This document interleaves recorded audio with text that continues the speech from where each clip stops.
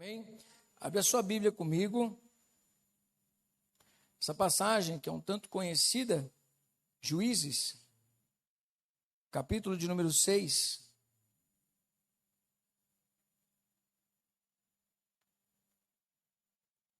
Esse livro de Juízes é um livro muito rico, mas pensa num livro conhecido como um livro que a história, o período da história é um período de muita escuridão. É um período muito triste. A Bíblia nos diz, lá em Juízes 17:6, que é um período sem lei. E uma terra sem lei, nada funciona corretamente. Às vezes não fala, por exemplo, podia chamar a polícia para passar naquele lugar ali, mas ali é terra sem lei, né? A gente não pode colocar os carros ali em cima da calçada, já não tem lugar para passar, vamos chamar o DSV aqui para eles virem aqui, eles nem vão, terra sem lei, cada um faz o que quer. Pessoas que decidem, né, como por exemplo, vou lá, pego o carrinho, faço minha compra, quando eu vou lá, coloco dentro do meu carro, eu deixo o carrinho na onde? Na vaga de estacionamento. O outro que vem, que tem que empurrar o carrinho, se estiver cheio, tem que descer e empurrar o carrinho para poder colocar o carro dele. Coisa sem lei. Farol, quando o farol está quebrado. Muitas vezes não tem aquele negócio, o pessoal querendo passar. Hoje eu pegando as crianças, quase que um cara veio e bateu com tudo o carro, porque o cara estava entrando para a direita, o outro queria cortar na outra mão onde eu estava entrando. Aí você fala, meu Deus do céu, sem lei. Não está vendo que na faixa, quando tem duas faixas contínuas, você não pode estar ultrapassando? Tem gente que nem sabe disso, vamos fazer uma reciclagem, né? Para fazer a aula disso, para entender como é que funcionam as placas, não pode virar aqui, não pode fazer isso. Todas essas coisas são pensadas para que haja uma boa ação entre as pessoas, haja respeito. E se não há o respeito, se obriga a lei, se coloca penas, né? Então, não passa farol vermelho, acho que são 5 pontos, é grave, é gravíssimo, não passa farol vermelho, 7 pontos. Então, são regras para que as pessoas possam conviver. Outra coisa que é problemática não é regra para barulho. Por exemplo, o barulho, a gente fica todo preocupado aqui, para não fazer barulho demais, para não ocupar os vizinhos, incomodar os vizinhos. Às vezes, quem mora em condomínio passa muito problema com isso. É a vaga que colocam e pega um pedaço da outra vaga. E às vezes o barulho... Quero fazer assim, não estou conseguindo. O barulho que tem até tal hora, o pessoal estica, ou até mesmo dentro daquele horário que é permitido o barulho, incomoda, tudo, mesmo tendo lei, tendo regras, muitas vezes as regras são desrespeitadas. Sim ou não? Agora imagine um lugar, uma terra, onde cada um faz o que quer. Não tem regra nenhuma, cada um faz o que quer, e nós percebemos que esse não é o projeto de Deus. Deus mesmo, ele estabeleceu princípios, estabeleceu regras, até mesmo para prosperarmos, para nós termos uma vida sossegada, para nós termos uma vida abençoada, amém? Quando Deus fala com o povo de Israel, e eles são uma nação, agora eles têm regras para viver, eles têm os mandamentos do Senhor, que são regras, alianças que Deus fez com eles, para que eles fossem abençoados. Uma delas é que na terra que eles entrassem, eles não deveriam fazer aliança com aquelas pessoas. Para Deus é muito importante, eu não sei se para você é, mas eu creio que às vezes a gente descobre tarde demais que fazer aliança traz muitos problemas. Dependendo do casamento que a gente tem, dependendo do sócio que a gente tem, as coisas que nós temos aliança pode muitas vezes nos trazer problemas. Então nós devemos tomar cuidado com quem nós fazemos aliança. Amém? O povo de Israel entrou nessa terra, Deus prometeu para eles e cumpriu. Só que ao invés deles fazerem a vontade de Deus, eles fizeram ao contrário. Eles fizeram aliança com o povo daquela terra, e aquele povo se tornou um laço. Eu não sei se você já conheceu pessoas assim, que você fala, poxa, mas é tão bonzinho, é tão legal, né? A pessoa é toda enrolada, mas é tão legal a pessoa, é tão gente boa, e você faz aliança com ela, quando você acaba convivendo mais com a pessoa, ela acaba trazendo prejuízo para você. Alguém já fez uma aliança assim? É tão ruim, não é tão ruim? Aquele começou tão bem, você fala assim, poxa, a pessoa não é do mal, a pessoa é legal. Você fez uma aliança e ela acabou revelando na caminhada que ela não ia ser bênção para a sua vida. Até mesmo na palavra do Senhor, o Senhor ensina que quando uma pessoa fica por fiador, você fica preso a ela, sim ou não? E se aquela pessoa não pagar aquela dívida, quem vai ter que pagar? Você. Enquanto você não se desvencilhar disso, você está atrelado, você vai perder muitas vezes o seu sono, dependendo da pessoa que você fez aliança, você deu o seu nome para ela, você disse, ó, estou validando ali embaixo. Quem está entendendo? O povo de Israel fez justamente isso.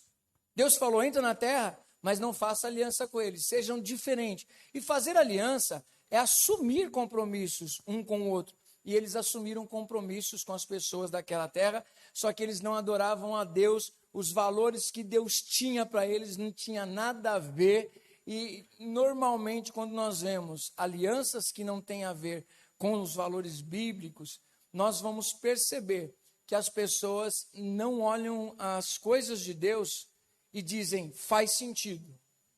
Muitas das coisas que nós falamos para as pessoas não faz sentido. Por exemplo, uma pessoa que não é cristã e faz sociedade com um cristão, e o cristão é fiel e dizimista, imaginem só a mente daqueles sócios, por exemplo, a pessoa fala assim, o cristão disser assim, ó, vamos fazer uma aliança com Deus e nós vamos fazer um dízimo pela nossa empresa na casa do Senhor. O cara fala assim, você está doido? Eu vou dizimar na casa, eu vou dar dinheiro para o pastor. Aí o cristão vai dizer, não, não é isso. Nós vamos honrar a Deus pela bênção que Ele está dando na nossa empresa. Eu falo, mas eu nem conheço quem é esse Deus que você está me dizendo. Não, você faz o que você quiser com a sua parte, não tem nada a ver com isso. Então você começa a perceber que para as pessoas não vai fazer sentido. A mesma coisa quando eles fazem aliança com o pessoal daquela terra. Aquelas pessoas tocam a vida delas, têm as plantações delas, e elas estão vivendo a vida. Só que não tem nada a ver com os valores de Deus. Quando vai começar, a convivência começa a contaminar as pessoas que dizem que são de Deus. Aí as coisas começam a ser relativas. Já não são mais absolutas. Por quê? Porque acabamos sendo convencidos por aquele ambiente que nós estamos. Quem está entendendo?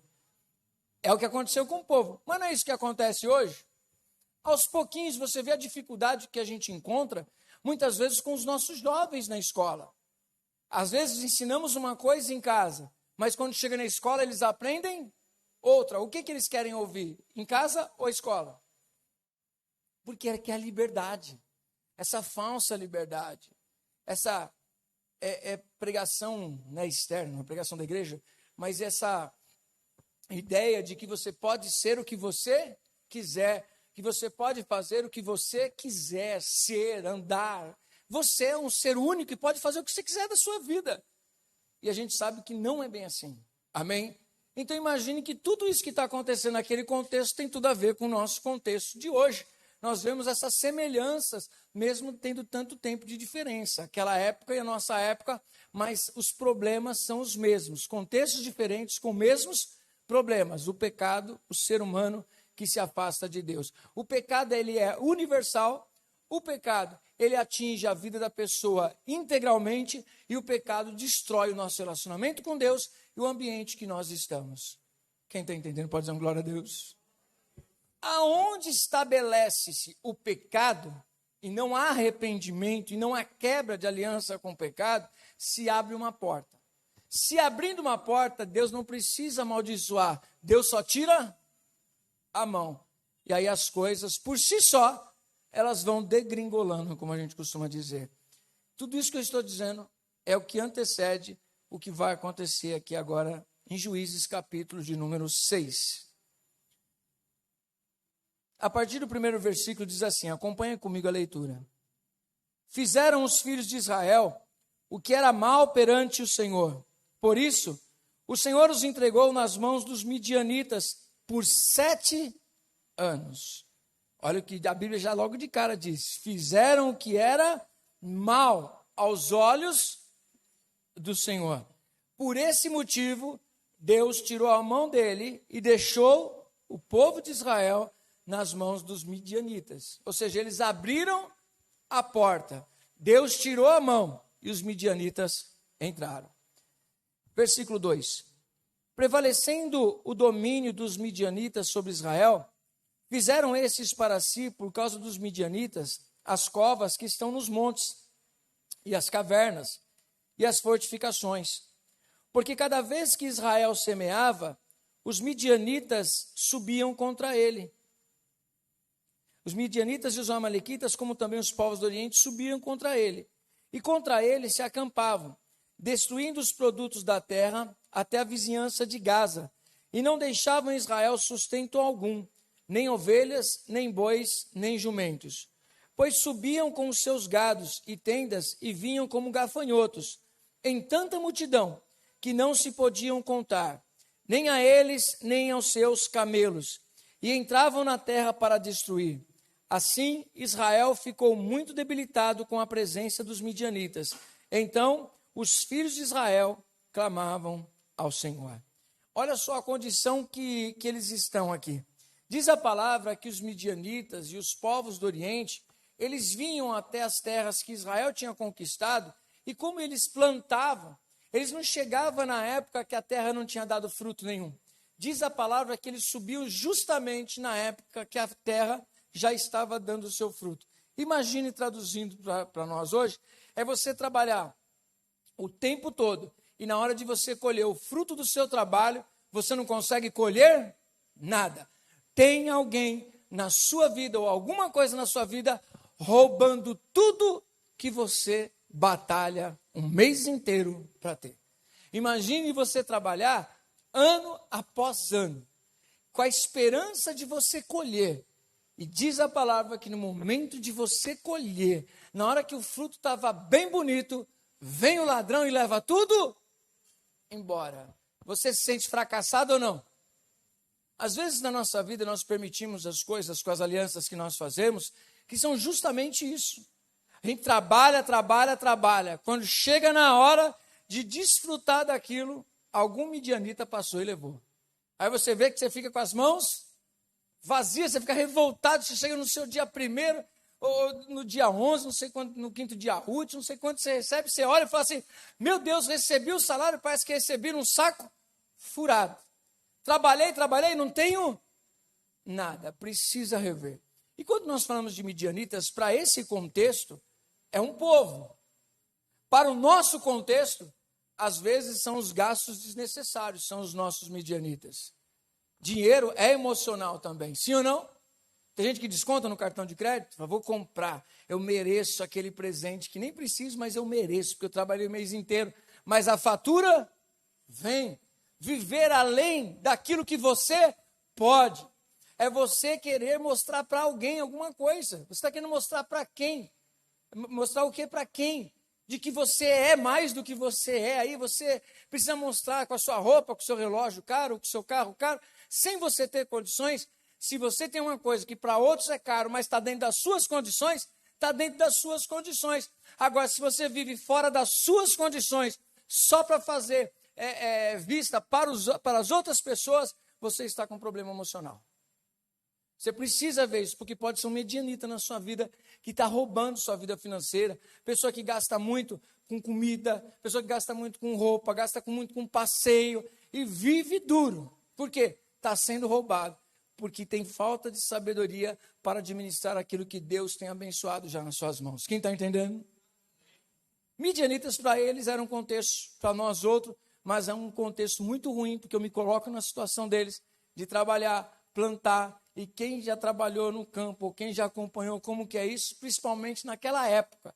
Hoje, nós quando assistimos algum documentário de campo, nós vemos aquelas colheitadeiras, né? Aquelas máquinas que semeiam. Agora imagina aquela época que era manual, que tinha os animais que ajudavam a puxar, mas não tinha essas máquinas que nós temos hoje. Então imagine a frustração como eles se encontravam. Só que é interessante que sempre, no meio desses contextos, no meio desse povo, tem um pessoal que clama e que volta-se ao Senhor. Você vê que lá no Egito acontece a mesma coisa. Passado 400 anos, eles estão lá na escravidão e eles estão cansados daquilo, eles estão cansados de ser oprimidos por Faraó. De repente, eles clamam ao Senhor e Deus se lembra das promessas dele.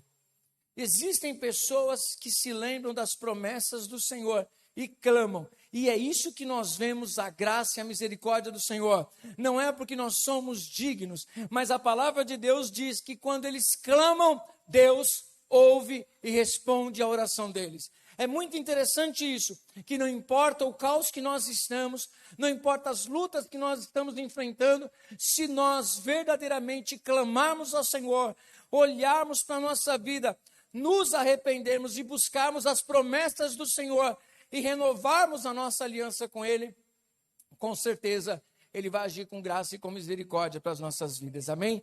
É isso que Deus fez. Olha só o que diz aqui no versículo 7.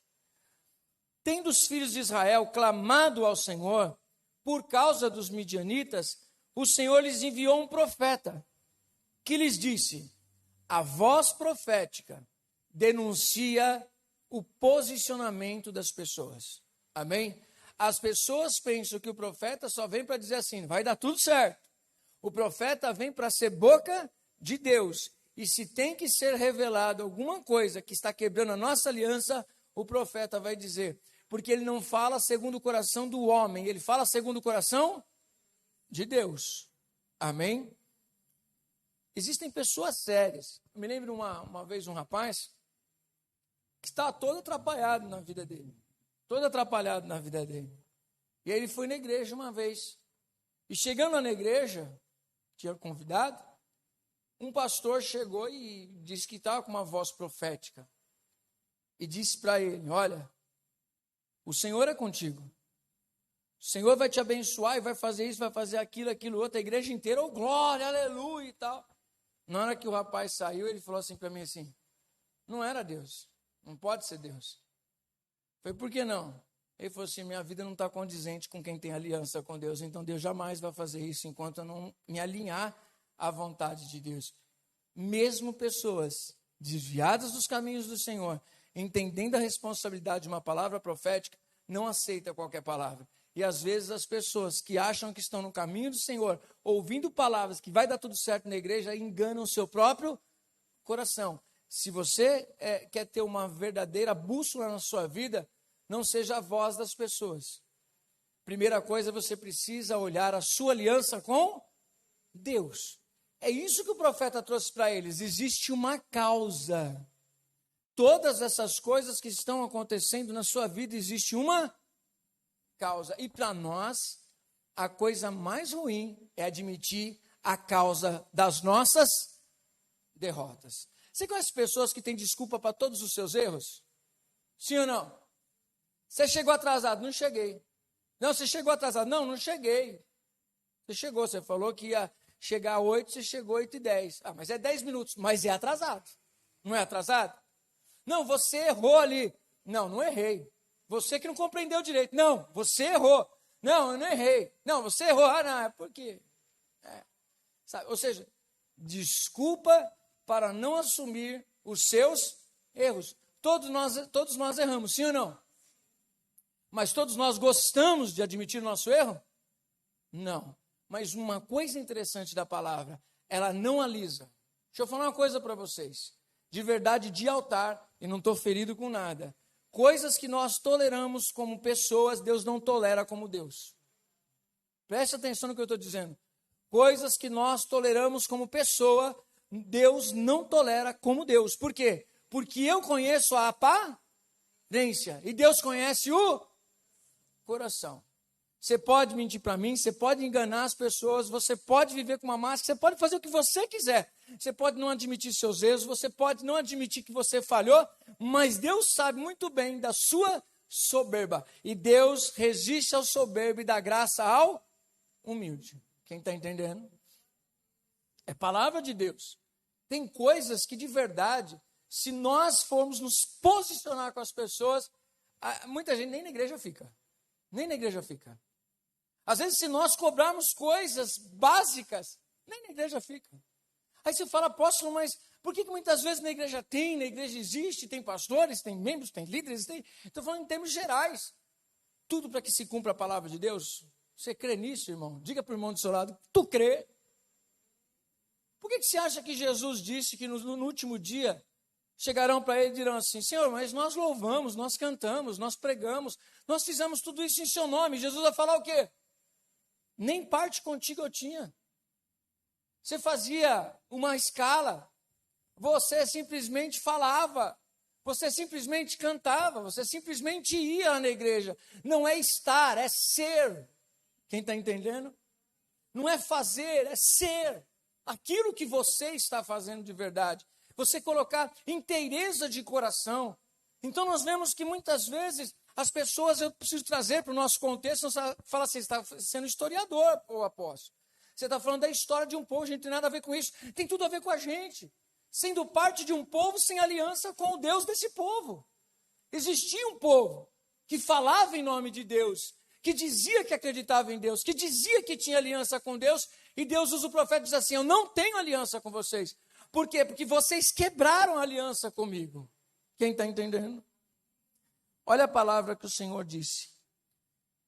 O Senhor lhes enviou um profeta, versículo 8, que lhes disse, assim diz o Senhor, Deus de Israel. Quem diz? Deus. Deus de Israel diz, eu é que vos fiz subir do Egito e vos tirei da casa da servidão. E vos livrei da mão dos egípcios e da mão de todos quantos vos oprimiam. E os expulsei de diante de vós. E vos dei a sua terra. E disse, eu sou o Senhor, vosso Deus. Não temais os deuses dos amorreus, em cuja terra habitais. Contudo, não destes ouvidos à minha voz. Deus está trazendo uma repreensão para eles aqui. Está dizendo, eu sou o Deus que libertou vocês. Aí talvez você diga assim, apóstolo, mas eu não estava lá no Egito. Eu não tenho nada a ver com aquela história do povo.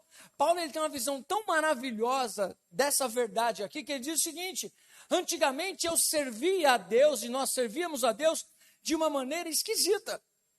Mas agora nós conhecemos a verdade. Outros de nós servíamos a nós mesmos, servíamos a outros deuses e fazíamos coisas das quais nós nem nos orgulhamos do que nós fizemos lá no passado.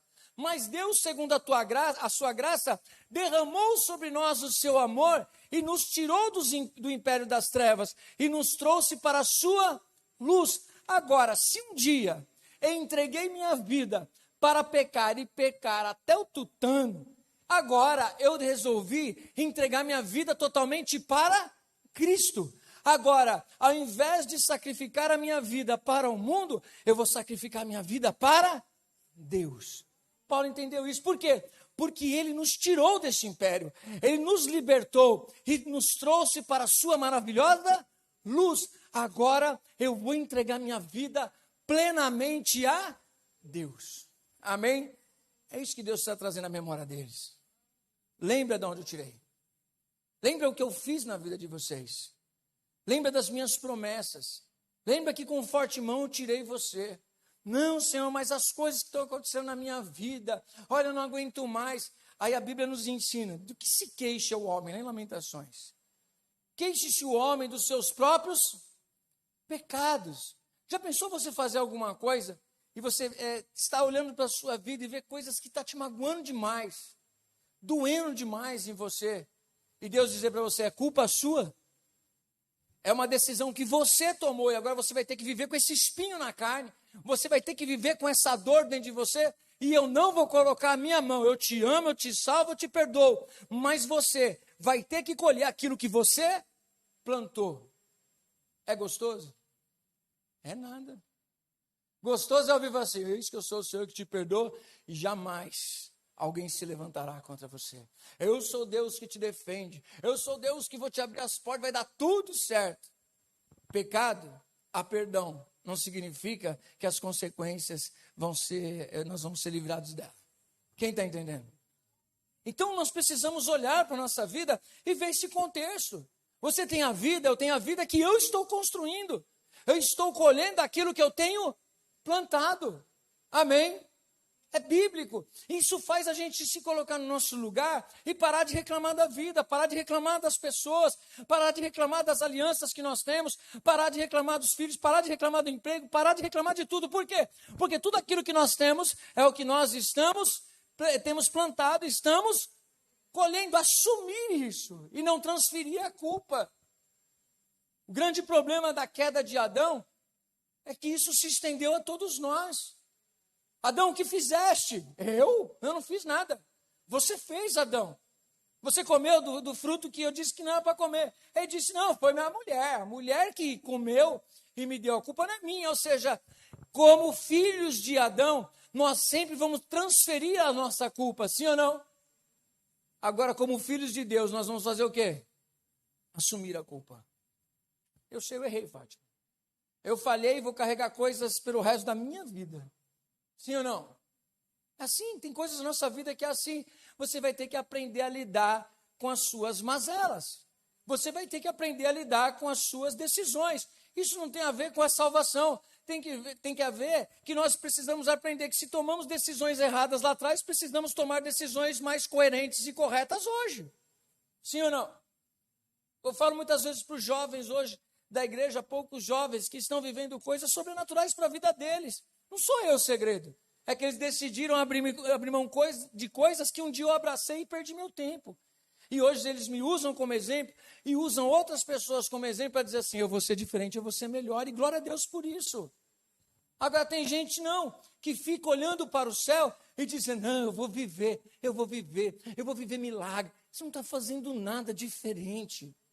Você está copiando seus pais, você está copiando o mundo, você está copiando gerações, e você não vai mudar nada na sua vida. E hoje eu digo para você, tem hora que a gente se cansa como líder de uma igreja, a gente se cansa como líder de algum ministério, porque a gente está falando para a parede. A gente está tendo voz profética para falar para cadeiras. Por quê? Porque vemos as pessoas ouvindo, mas não praticam aquilo que estão ouvindo. Ouve hoje sobre uma liderança, ouve hoje sobre uma vida diferente. Amanhã fazer as mesmas coisas erradas. Quem está entendendo? Está com o ouvido aberto? Amém? Quem tem ouvidos, ouça o que o Espírito diz às igrejas. Quarta-feira nós estávamos lá na igreja, na quinta-feira, nós fomos lá na Semente da Fé, o Ministério do Louvor estava lá conduzindo na adoração, e o pastor estava pregando e teve uma coisa que me chamou bastante atenção, Deus ministrando no meu coração. Eu falei assim, ele não estava pregando aquilo, mas ele falou sobre Moisés, e ele disse que, uma admiração na pregação dele por Moisés, eu também tenho desejo de escrever e falar sobre a liderança de Moisés. É extraordinário. E uma coisa eu tenho para mim, em qualquer época, na vida de Moisés, na vida do povo de Israel, na vida dos apóstolos, nós vemos em Samuel, qualquer pessoa, até mesmo desde o Éden, não foi o Adão que foi buscar Deus quando ele caiu, foi Deus que foi ao encontro dele. Por isso que tem um lado da linha da teologia, do calvinismo, que eu tenho também um pezinho lá acreditando nisso. Que se Deus não vai até Adão, Adão estava perdido até hoje. Se Deus não chamasse o Samuel não teria ouvido nada. Não foi Moisés que decidiu ir até Deus. Foi Deus que decidiu chamar Moisés. E aí eu ali comigo, ali o coro comendo, o culto acontecendo, a pregação acontecendo, e eu ali no meu particular, eu e Deus, né? Não nos meus botões, mas eu e Deus. E aí Deus fala ao meu coração, eu falei assim, Senhor, me chama como o Senhor chamou Moisés. É uma oração, sabe? Sim ou não? Eu quero ser chamado como Deus chamou Moisés. Aí sabe o que Deus responde? Se você tiver a sede e buscar, da mesma maneira eu te chamo. O que determina a ação de Deus é a sede que nós vamos ter. A revolta que nós vamos ter contra a nossa situação. Tem gente que muitas vezes a gente conversa, eu estou revoltado com essa situação. Tem alguém que tem revolta contra alguma situação da sua vida aí? Tem. Eu estou revoltado com essa situação aqui, ó. E o que você tem feito para mudar ela? A sua oração não vai mudar ela. Ah, apóstolo, então eu não vou orar nunca mais. Isso significa que você nunca entendeu o segredo da oração. Orar e vigiar. Orar é necessário, junto dela, ter uma ação. Só orar não resolve.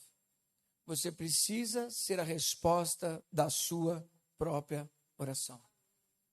quando nós ministramos aqui na semana passada, eu estou decidido. Ou seja, eu decidi ser isso. Eu decidi fazer isso. Eu decidi quebrar minha aliança. Eu decidi me posicionar com Deus. Eu decidi. É uma força muito grande. Que você assume os seus erros, coloca cada coisa no seu devido lugar e você diz, essa parte me cabe, essa outra parte cabe às pessoas, mas a minha parte eu vou fazer. A partir de hoje, eu faço essa aliança e vou mudar a minha história, porque eu estou revoltado com essas coisas. Eu estou cansado dessa vida. Só que se você não mudar, esquece. Se ficar só no texto, irmão, eu estou cansado dessa vida sedentária. Você está esperando acordar cedo e falar assim, nossa, estou com uma disposição para correr 10 quilômetros hoje. Você está esperando isso? Eu lembro uma vez que o rapaz, ele fumava e dizia assim, estou esperando a vontade passar de parar de fumar, quando eu diminuir a vontade eu paro. Você não vai parar nunca. Estou esperando passar a vontade de beber, estou esperando passar a vontade de prostituir, estou esperando passar a vontade de fumar, estou esperando passar a vontade. Meu querido, eu não sei quanto tempo faz que você já alimentou o seu corpo. Se você não quebrar a sua aliança e não decidir, nada vai mudar na sua vida. Contra o que você realmente está revoltado? Estou revoltado com aquela pessoa ali. Pelo amor de Deus. Você já entendeu a palavra de Deus que nossa luta não é contra a carne, nem contra a sangue. Nossa luta não é contra as pessoas. Nossa luta é contra o nosso homem interior, que precisa morrer a cada dia. Amém? A Bíblia nos ensina assim. Versículo 11. Deus encontrou um homem para ser luz no meio das trevas. Então, veio o anjo do Senhor e assentou-se debaixo do carvalho que está em Ofra, que pertence a Joás, a Biesrita. E Gideão, seu filho, estava malhando trigo no lagar para o pôr a salvo dos midianitas. Então o anjo do Senhor lhe apareceu e lhe disse, o Senhor é contigo, homem valente. Respondeu-lhe Gideão, Senhor meu, se o Senhor é conosco, olha interessante, Deus está falando uma coisa e ele está entendendo outra. Deus disse que era com quem? Contigo. Contigo são quantas pessoas? Uma. E convosco são quantas pessoas? É plural, são muitas. O anjo não disse, eu sou convosco. Ele disse, eu sou contigo. Tinha alguma coisa em Gideão que atraiu os olhos de Deus. E o que existia nele? É uma pessoa que não se conformava com o que estava vivendo. Diga assim, inconformado. Pode dizer mais forte, me ajuda a pregar, diga inconformado. Gideão é um cara inconformado e outra característica que ele tem, ele é um cara resiliente. Encontrei um amigo meu, eu fico muito feliz, que tem pessoas que são resilientes. E eu creio que uns 2 anos atrás, um amigo tinha perdido tudo praticamente. E a gente sentava para conversar, para a gente bater papo, e ele aprender a palavra, a gente conversando. E ele falava, apóstolo, não sei o que Deus vai fazer, mas eu estou na lona. Tinha muito mesmo. Mas agora eu não tenho. Mas eu não desisti. Eu não sei, alguma coisa vai acontecer, estou cavando aí, eu sei que estou passando um momento de vergonha, eu sei que muitas vezes sou desprezado por pessoas e tudo mais, mas eu acredito, eu vou viver algo de Deus. Deus vai me dar a oportunidade de crescer de novo. Quando eu tive a oportunidade, eu não soube administrar muito bem, mas Deus vai me dar a oportunidade. Tem momentos que emocionalmente a gente não está bem, a gente não consegue administrar nada. Perdi tudo, mas Deus vai me dar a oportunidade. A gente sempre se falando e ele começando a se levantar. E aí, esses dias atrás a gente conversou e ele falou assim, está em outro nível. A resiliência dele levou ele a mudar a história dele. Ele não desistiu, ele foi resiliente, ele assumiu a sua culpa na má administração. E hoje está vivendo um tempo de dupla honra para a glória de Deus. Amém. Porque é resiliente. Deus gosta de pessoas resilientes. Pessoas perfeitas você não vai encontrar na Bíblia, mas pessoas resilientes e pessoas que não admitem a condição que está vivendo e sempre está levantando a cada dia dizendo, eu vou derrubar mais um leão, eu vou passar por essa outra, mas eu vou vencer, eu vou dar um jeito, tem estratégia, sempre está se virando, correndo para lá e para cá, de alguma maneira, Deus abrirá uma porta para essa pessoa. É isso que nós vemos aqui. Quando nós falamos de lagar, nós falamos de uva. É o lugar onde se espreme as uvas. E no caso, ele está colocando o trigo no lugar do lagar. A época das colheitas são diferentes. Então, quando eles viessem, eles não iriam no lagar, eles iriam onde teria o trigo. Gideão está tendo estratégia, ele não desistiu. Enquanto muitos desistiram, ele disse, eu quero viver coisa diferente. Eu quero viver uma outra história. E pela mente dele, quando ele responde para o anjo aqui, nós percebemos que ele sabe bem a história de quem Deus é. E ele diz o seguinte, quando o anjo aparece para ele, vai nessa tua força, porque eu serei contigo. Aí ele diz o quê? Mas se Deus é tão grande, como os nossos pais falaram, como a história sobre esse Deus diz, por que é que nós estamos passando por isso? Por que é que nós estamos passando por esse momento de vergonha? Gideão, ele sabe com quem que ele está falando, amém? Ele diz assim, ó, ah, Senhor meu, se o Senhor é conosco, embora ele não tinha entendido ali, era com ele, não era com o povo, por que nos sobreveio tudo isso? O que é feito de todas as suas maravilhas que nossos pais nos contaram, dizendo, não nos fez o Senhor subir do Egito, porém agora o Senhor nos desamparou e nos entregou nas mãos dos midianitas?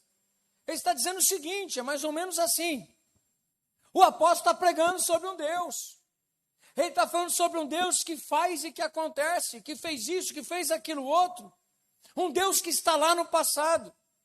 E ele está dizendo que Deus é conosco.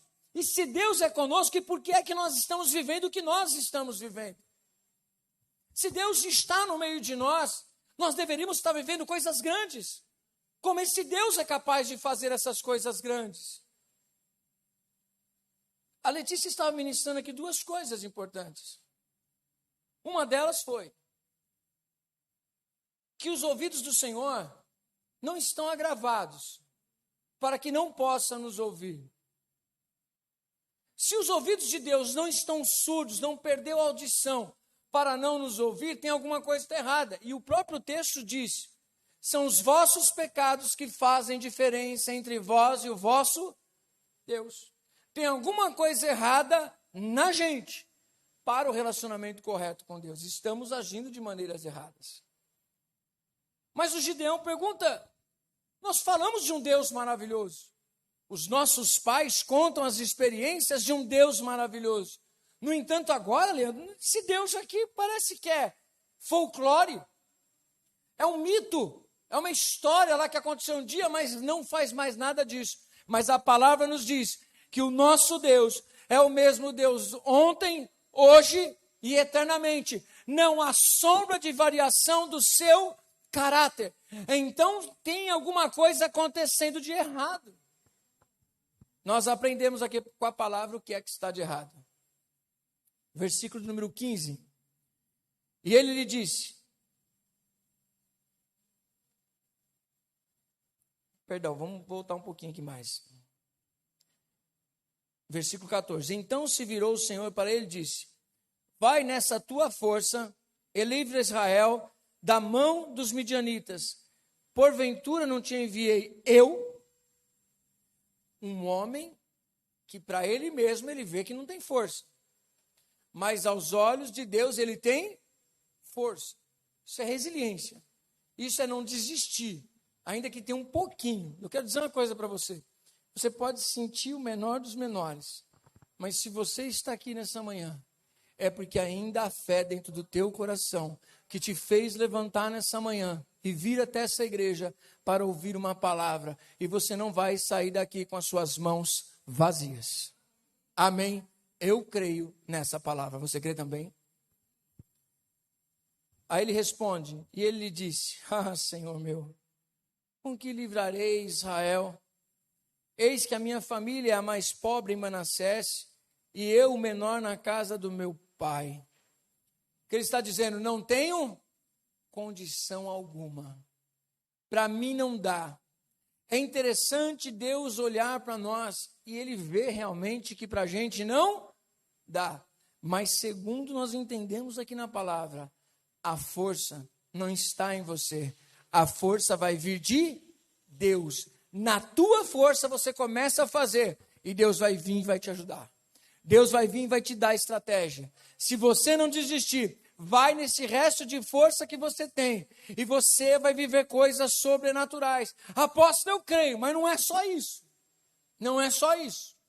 Você tem que acreditar, você tem que ir para cima, você tem que acordar cedo, você tem que malhar o trigo, você vai ter que trabalhar, você vai ter que fazer alguma coisa. Exige de você um esforço. Diga assim, vai ter esforço. Por isso que não é para qualquer um. Você vai ver que hoje a gente não vai trabalhar isso, vai trabalhar só essa parte, mas você vai ver que quando Gideão chama as pessoas para ir batalhar com ele, vai uma galera. Mas aí no meio do caminho vai ficando, né?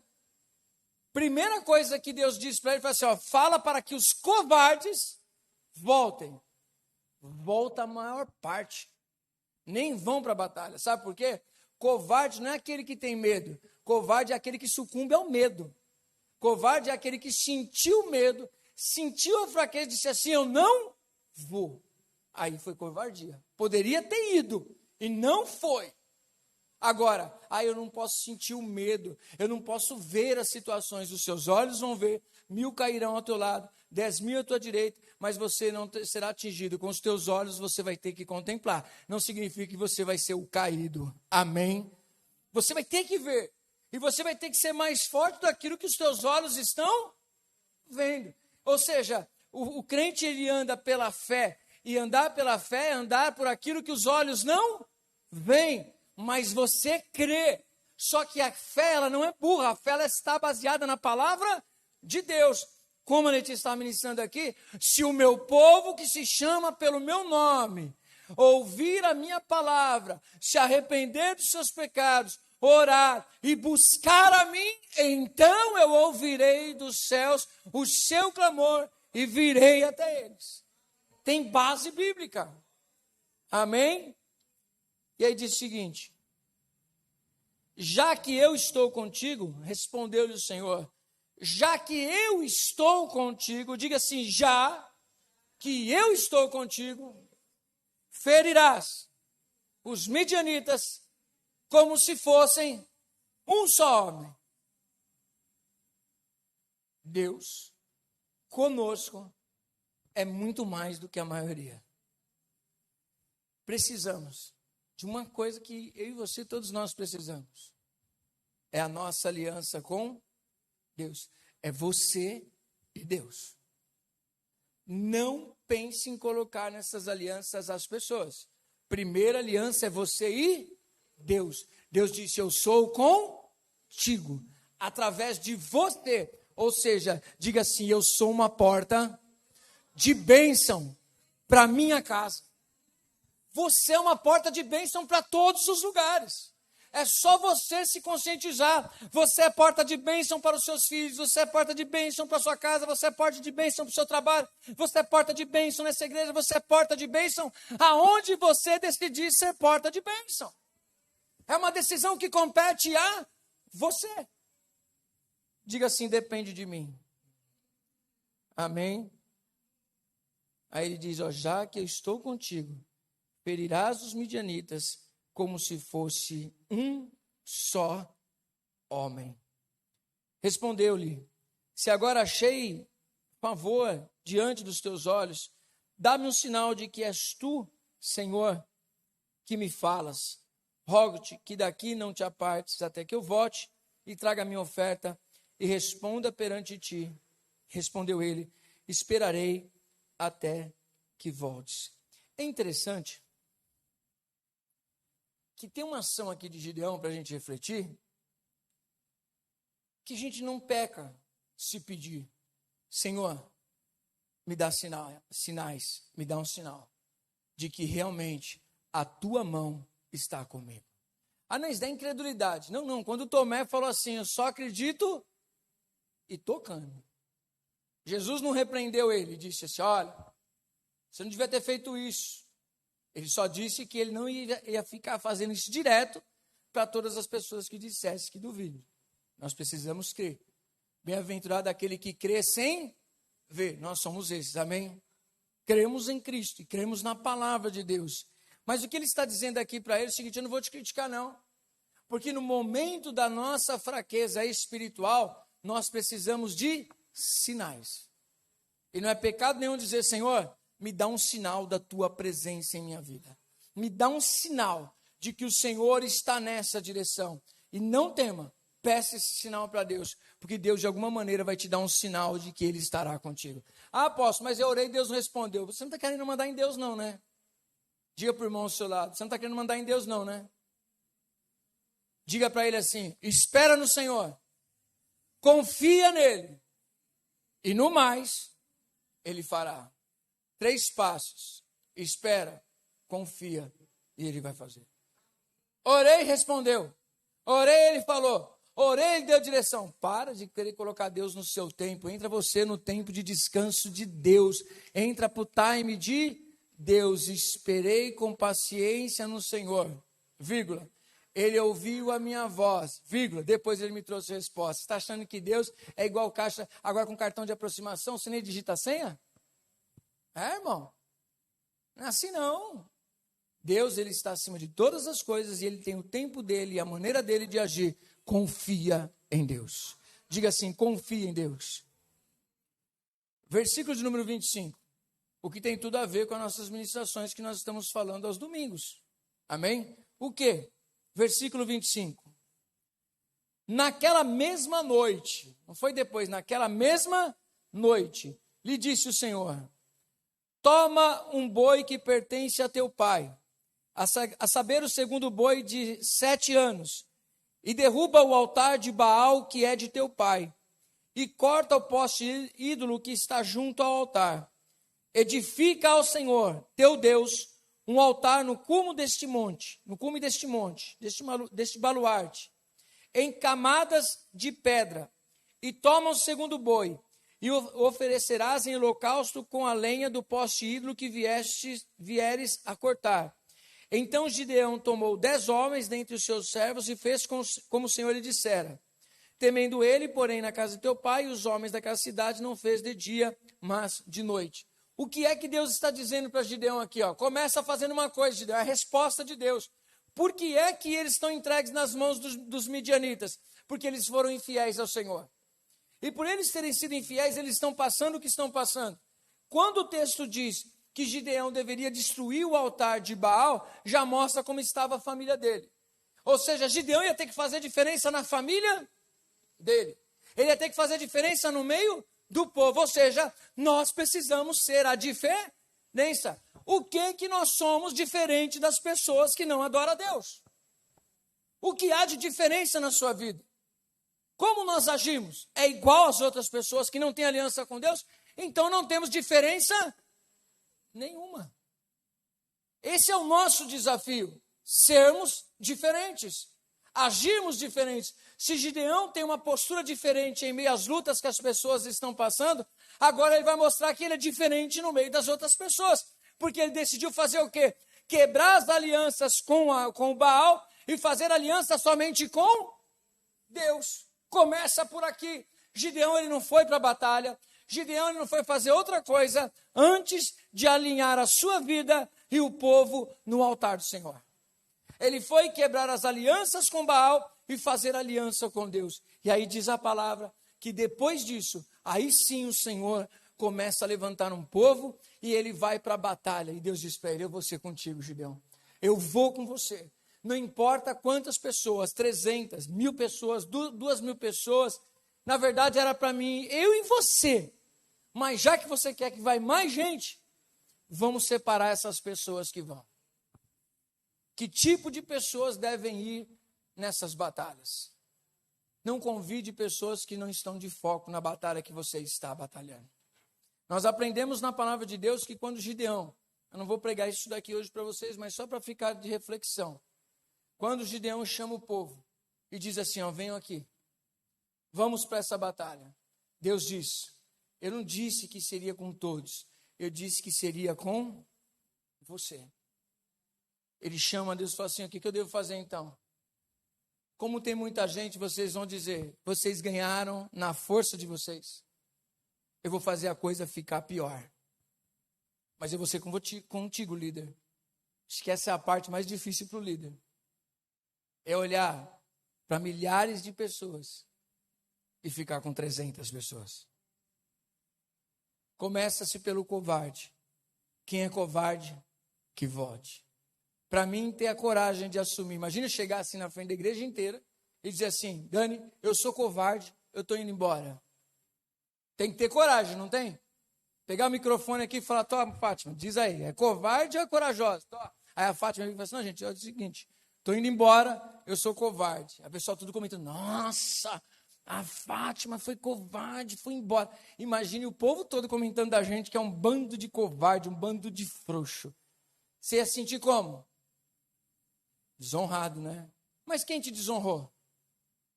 Quem te desonrou? Você mesmo. Porque você se portou conforme você enxerga. Covarde. Tem que ser muito corajoso para ser covarde. Né? Para assumir a covardia. Falar assim, ó, isso daí não é para mim, não. Estou fora.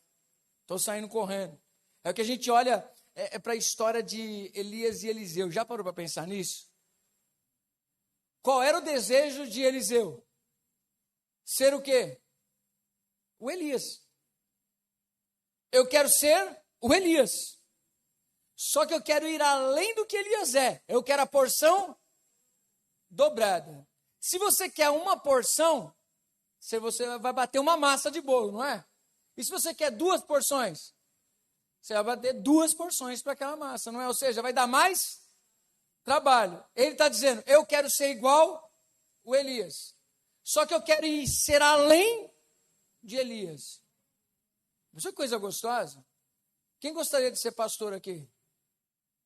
Ninguém.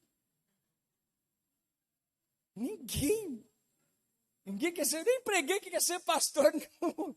Nenhuma alma levantou a mão. Nem vou dar continuidade. Nem vou dar continuidade.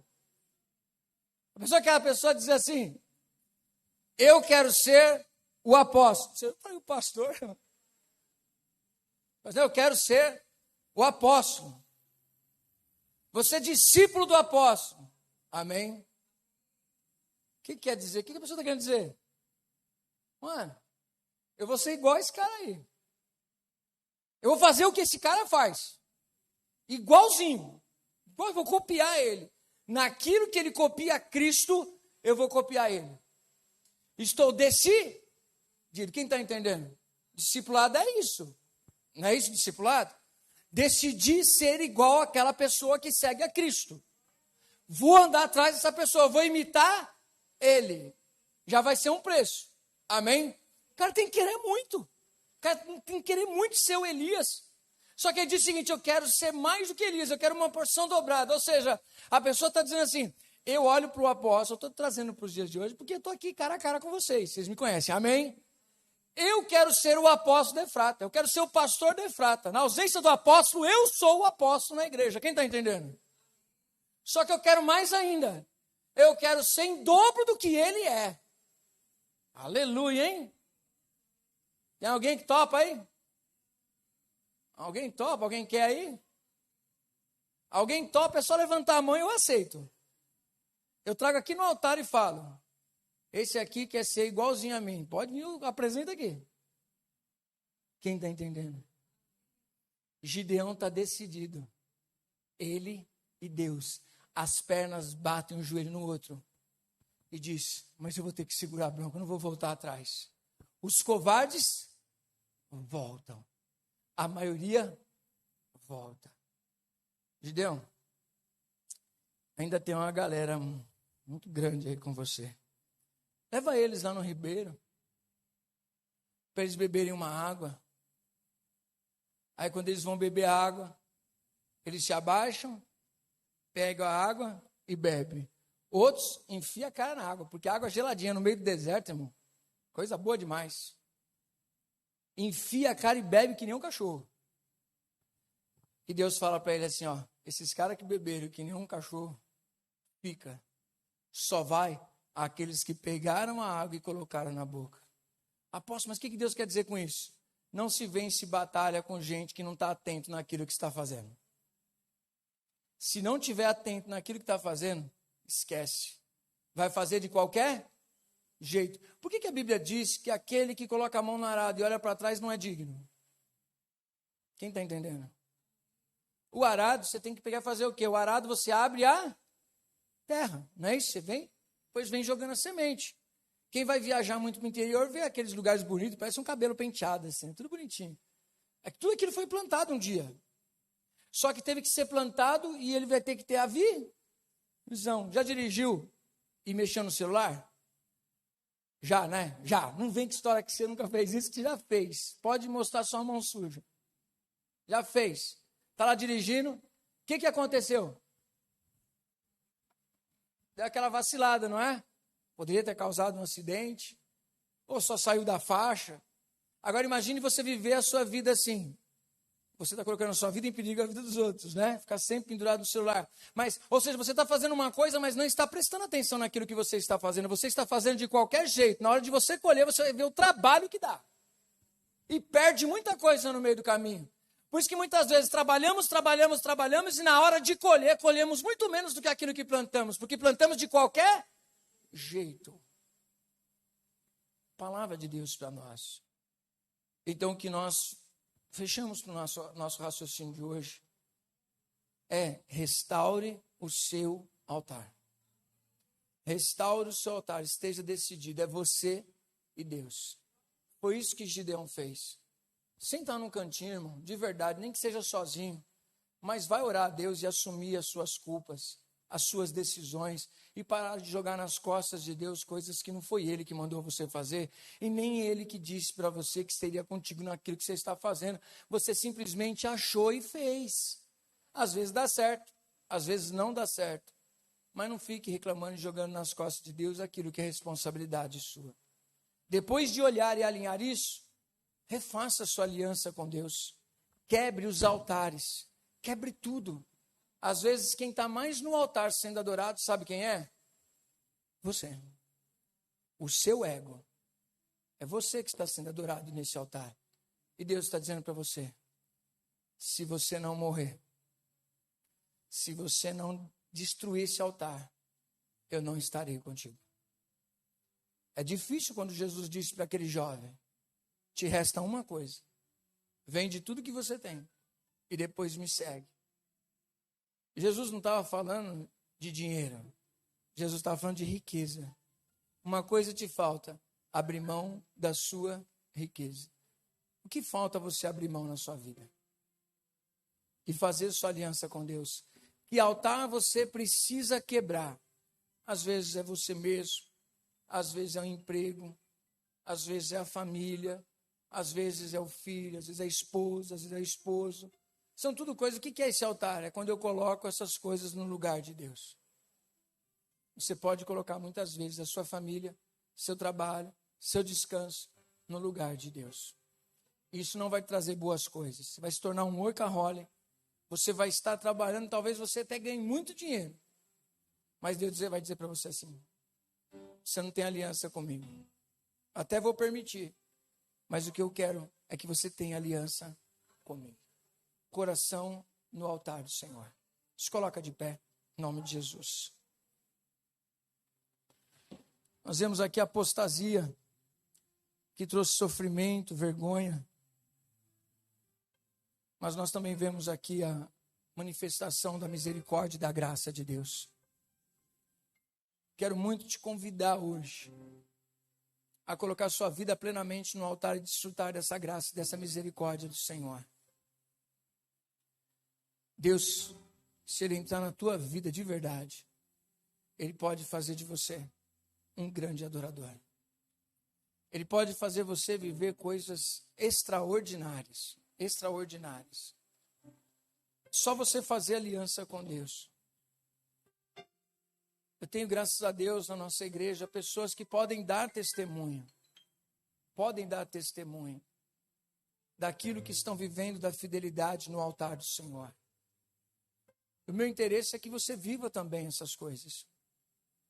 O meu interesse é que você viva coisas sobrenaturais.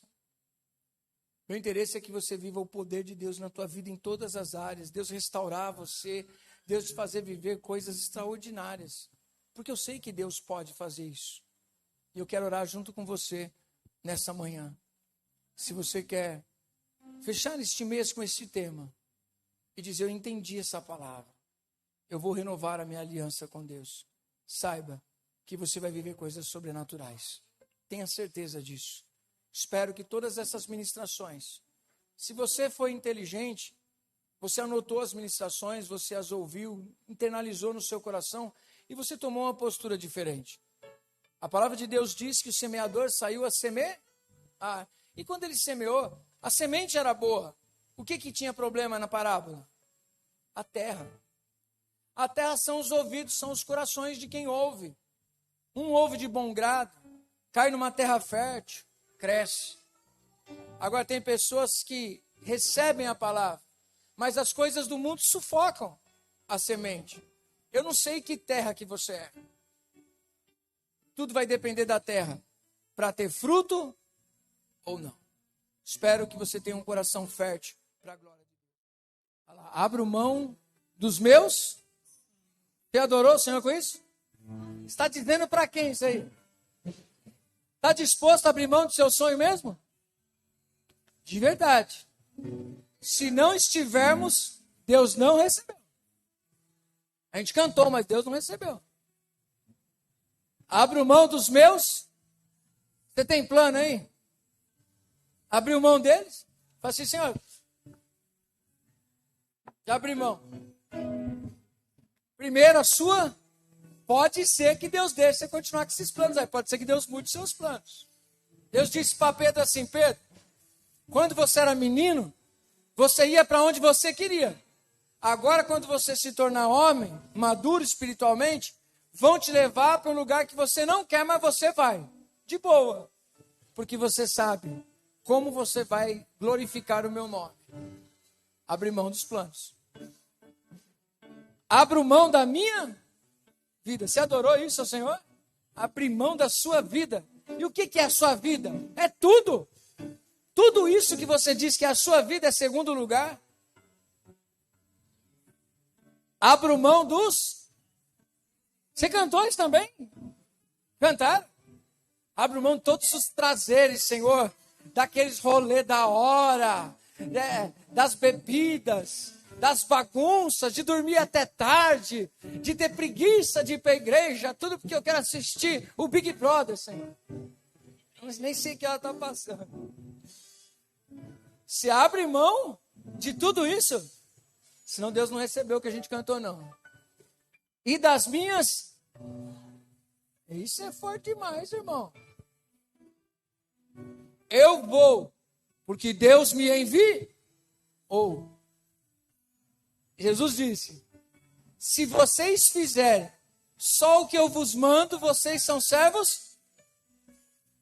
Se o que Deus está mandando, a gente é servo inútil, só fazendo aquilo que Ele manda, olha Jesus, tem misericórdia de nós. Abro mão dos prazeres, abro mão das minhas vontades, abro mão das riquezas. Ele está falando de dinheiro? Não. Ele está falando daquilo que tem valor para você. Abre mão e coloca no altar do Senhor? Tem mais aí? Só quem está assim. Desesperado. Esse termo apaixonado, tem gente que não gosta dele porque é coisa carnal, né? Mas é desesperado de amor. Abro mão de tudo. Tudo pelo Senhor. Paulo, ele disse, está ministrando aqui, que nós podemos todas as coisas naquele que nos fortalece. Não foi isso, Lê? Quem disse isso? Paulo. Mas sabe o que ele disse? Tudo aquilo que eu tenho nada vale perto da glória de Cristo. Esse louvor é um desafio para mim e para você. Abrir mão de si. Irmão. Escute esse louvor e escreve a letra. Escreve a letra. Vou pegar o print dele e vou postar no grupo de membros lá. Leia esse louvor e pense nele. Tá vivendo? Tá disposto ou não tá? Eu tô. Irmão. Como eu disse aqui, acho que foi terça-feira. Tem coisas que a gente diz que está disposto. Que se for cobrar, disse assim, você disse que estava disposto. E eu não estou vendo você disposto a nada aqui. A pessoa não voltava mais na igreja. Mas foi o que eu disse. Aquilo que eu me calo e tolero, Deus sabe. Diga para a pessoa ao seu lado, Deus sabe do que você disse. A palavra de Deus diz que nós não seremos julgados somente pelas nossas ações. Sabia disso? De cada palavra que nós liberamos, elas virarão sentença contra nós. Sabe aquelas prisões que acontecem em filme? Tudo que você disser pode ser usado contra você? Não, tudo aquilo que você disser, com certeza será usado a teu favor ou contra você. Deus vai trazer a juízo tudo aquilo que nós nos compromissamos. Isso é voto, isso é aliança. Amém? Que Deus abençoe a tua vida. As misericórdias do Senhor estão sobre nós mais uma vez. Hoje é uma manhã de desfrutar da misericórdia do Senhor. Hoje, mais uma vez, para a minha vida e para a sua vida, Deus levanta uma palavra profética dizendo: eu sou contigo. Se você realmente for resiliente, se você realmente está valorizando o que você diz que está valorizando, que você está renovando a sua aliança, eu serei contigo e te darei vitória em todas as coisas na tua vida. Isso é palavra profética para mim.